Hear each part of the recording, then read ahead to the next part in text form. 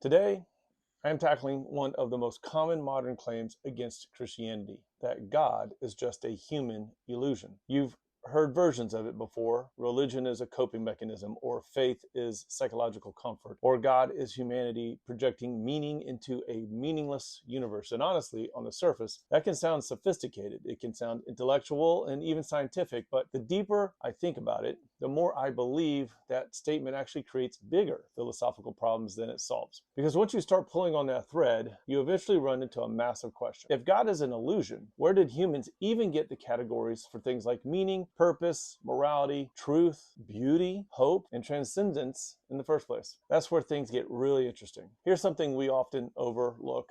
Illusions are not created out of absolute nothingness. An illusion is always a distortion or misperception of something that is real. A mirage only works because there is real light, real eyes, real perception, and a real world being interpreted incorrectly. Hallucinations still require a mind interacting with reality. Even the word illusion assumes categories like true and false, real and unreal, correct and incorrect perception. But if atheistic naturalism is true, if reality is ultimately just accidental matter and energy colliding without purpose, then things like meaning, morality, hope, truth, purpose, and transcendence do not objectively exist at all. They are not out there in the universe. They would simply be chemical sensations generated by survival-driven organisms. And that creates a huge tension. How does a purposeless universe accidentally produce creatures obsessed with purpose? Not just emotionally wanting purpose. I mean, humans literally organize civilizations around meaning. We write about poetry. We cry over it. We destroy ourselves without it. We pursue justice. We debate morality. We seek truth. We long for eternity. Why? Why would random, unguided processes produce organisms that not only crave meaning, but recognize the category of meaning itself? Think about that for a second. Humans don't live like meaningless machines.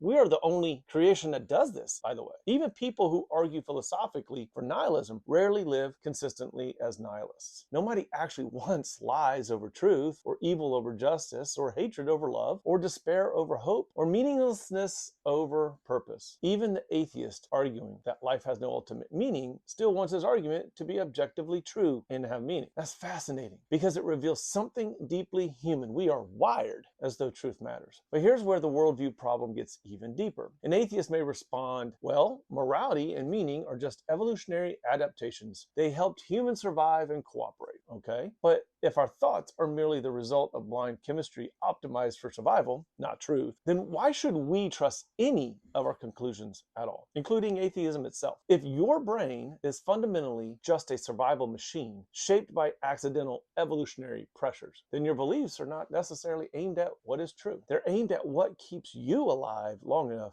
to reproduce, which means the belief there is no God could itself simply be another survival producing illusion. That's the tension. Atheism often borrows concepts from a worldview it claims to reject. It depends upon logic and reason and morality and truth and human value, while simultaneously struggling to explain why any of those things objectively exist in the first place. Christianity, on the other hand, actually provides a coherent foundation for them. If humans are made in the image of God, then suddenly our longing for truth makes sense. Morality makes sense, beauty makes sense, justice makes sense, human dignity makes sense, and purpose makes sense. Even hope makes sense. Christianity doesn't just explain matter and motion. It explains the human experience. It explains why humans uniquely wrestle with eternity, why we care about meaning, why evil bothers us, and why nihilism feels unbearable, and why every civilization in history searches for transcendence. A completely accidental universe producing creatures haunted by purpose is not a small philosophical issue. It's enormous, because eventually you have to ask, if purpose is an illusion, what reality is the illusion of purpose distorting? If meaning is fake, why are humans incapable of escaping the idea of meaning? And if hope is merely chemistry, why does hopelessness feel like death itself? Maybe our deepest longings are not evidence that God is fake. Maybe they are evidence that we were made for something more. That's why C.S. Lewis once wrote, "If I find in myself desires which nothing in this world can satisfy, the most probable explanation is that I was made for another world." And honestly,